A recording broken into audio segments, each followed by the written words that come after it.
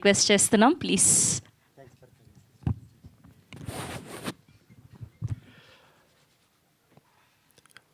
ఎంతో కాలంగా మమ్మల్ని ఆదరించి అభిమానిస్తున్న మా పాత్రికేయుల అన్నయ్యలకి, మా ఎలక్ట్రానిక్ మీడియా, ప్రింటింగ్ మీడియా అన్నలందరికీ కూడా, మా సోదరులందరికీ కూడా నమస్కారం.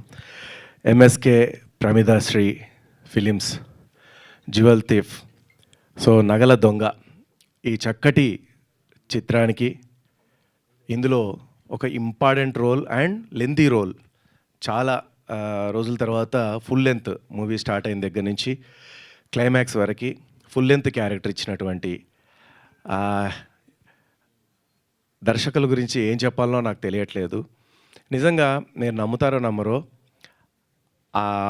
దాదాపు 100 సినిమాల పైగా నేను నటించాను.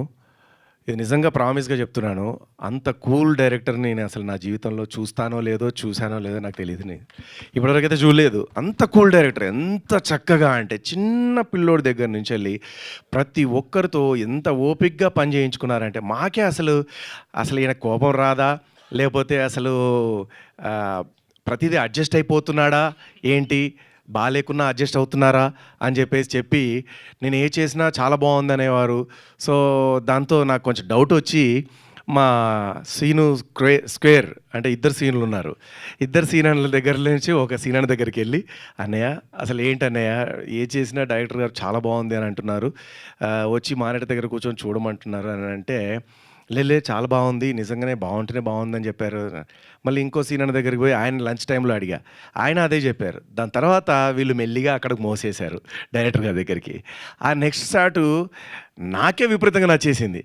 ఇంకా ఎంత కాన్ఫిడెంట్ అంటే ఓవర్ కాన్ఫిడెంట్తో నచ్చేసి అది ఓకే అయిపోయింది కదా అని చెప్పేసి పక్కకి వెళ్ళిపోతుంటే, శివారెడ్డి గారు 1 మోర్ చేద్దామని, బాగా రాలేదు, బాగా చేయలేదు అని అన్నారు.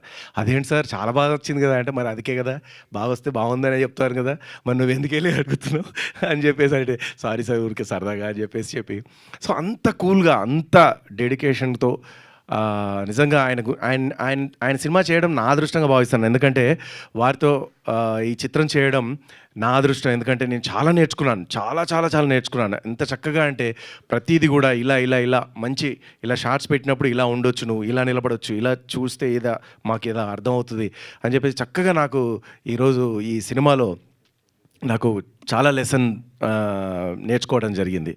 సో దానికి గాను మా డైరెక్టర్ గారికి, దర్శకులు గారికి పాదాభివందనాలు తెలియజేసుకుంటున్నాను. ఎందుకంటే ఆయన మనసుకి, ఆయన టాలెంట్కి, ఆయన ఎంత బాగా అంటే మేము అక్కడ కూర్చుండగానే లొకేషన్లో ఒక పాట రాశారండి, టపటపటప రాసేసి, ఎలా ఉంది శివ, ఎలా ఉంది తమ్ముడు ఆయన మా హీరో గారిని, కృష్ణసాయి గారిని పిలిచి చక్కగా కూర్చోబెట్టి, నన్ను కూడా పిలిచి కూర్చోబెట్టి, అంటే ప్రతి ఒక్కరిని షేర్ చేసుకుంటాడు.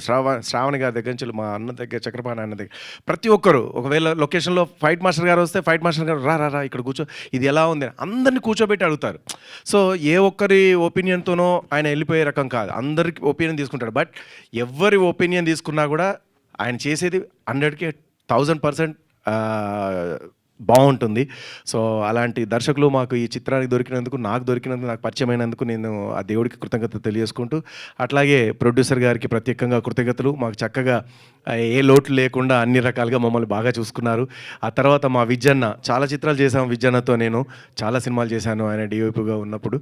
సో విజయన్నకి కూడా మాకు ప్రత్యేకంగా కృతజ్ఞతలు తెలియజేసుకుంటూ, అలాగే మా ఫైట్ మాస్టర్ గారికి అండ్ ఈరోజు హీరోయిన్ ఎంఎం శ్రీలేఖ గారు అద్భుతమైనటువంటి మ్యూజిక్ అందించారు. చాలా చక్కగా ఉన్నాయి పాటలు. నిజంగా లొకేషన్లో మాకు వినిపించినప్పుడు చాలా హ్యాపీ ఫీల్ అయ్యాము.